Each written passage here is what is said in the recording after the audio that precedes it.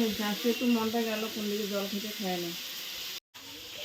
আর লজ্জা দিস না তো, আমি এমনিতেই অনেক লজ্জিত।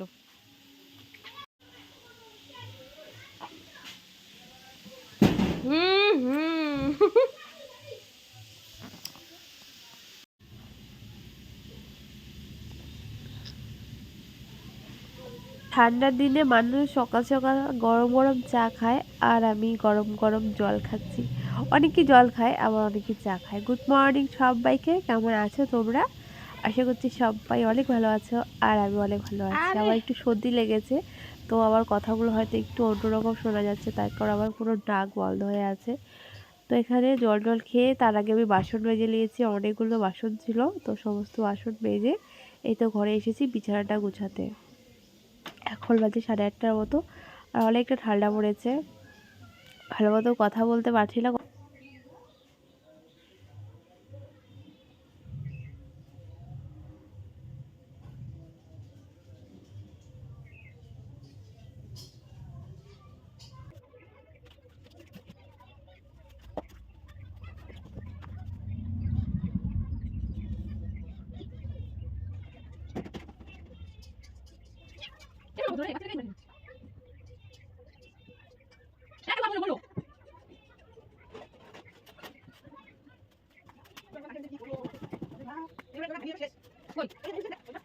ঠান্ডার দিনে বিছানা গুছাতে অনেকটা ঝামেলা হয়, অনেক কিছু থাকে, লেপ থাকে, তারপরে ব্ল্যাঙ্কেট থাকে। এখনও ব্ল্যাঙ্কেটটা বের করা হয়নি, এখনও ঠান্ডাটা পড়েছে, তবে খুব একটা ঠান্ডা অনেকগুলো লেপ এরকমটা নয়, একটা লেপই ঠান্ডা কেটে যাচ্ছে।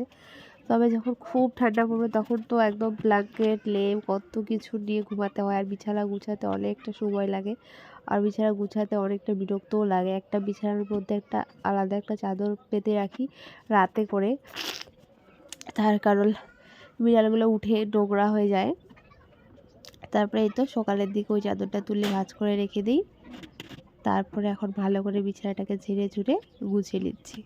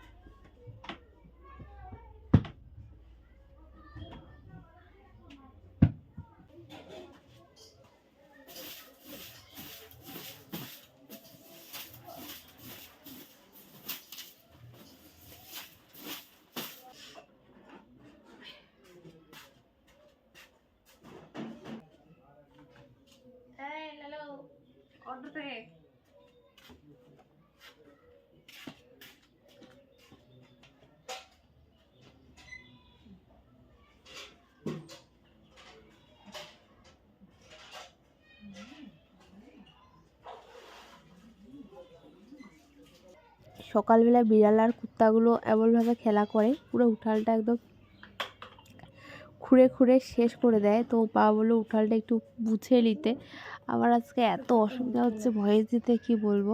তো আমি উঠালটা মুছার জন্য তো জল দিয়ে এসেছি 1 বালতি, আর একটু মাটি ছড়িয়ে দিচ্ছি। আর বাটি তো আমাদের দিকে পাওয়া যায় না, একটুখানি বাটি, গোবর তো নেই, গোবর বাটি এসব থাকলে সুন্দর করে উঠালটা মোছা যেত। কিন্তু আমি মানে আমার কথাগুলো এত অস্পষ্ট বোঝা যাচ্ছে আজকে কি বলবো।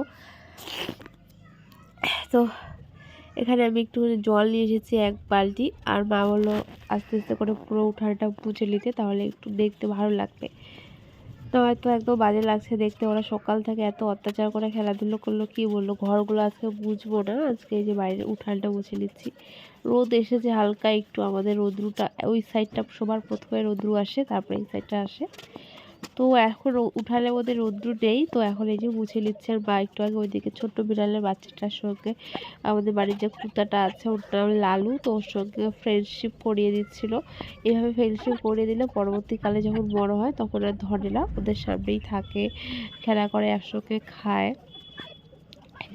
তো ওইদিকে বিড়ালের বাচ্চাগুলো খেলা করছে, আর আমি এদিকে আগে আমাদের বাড়ির ধারগুলো চারপাশটা গুছিয়ে নেব।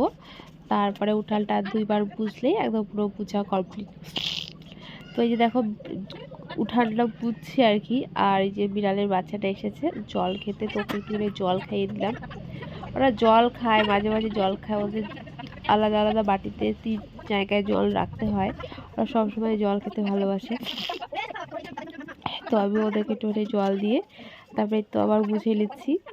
আর ওখানে আগে তো অনেক নোংরা ছিল, এখন নোংরাগুলো নাই, মানে পরিষ্কার করেছি, তো সেটা এখন দেখতে সুন্দর লাগে। সবসময় যদি মোছা যেত, মুছে টুছে রাখলে সবসময় পরিষ্কার।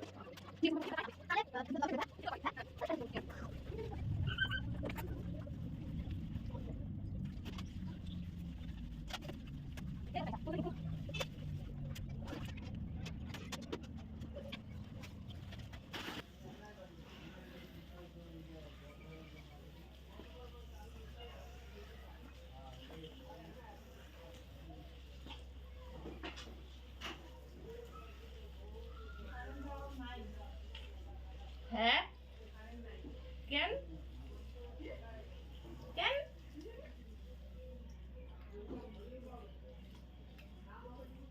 আমার স্নান করতে লাগবে রে, কাদা কাদা হবে। হুম হুম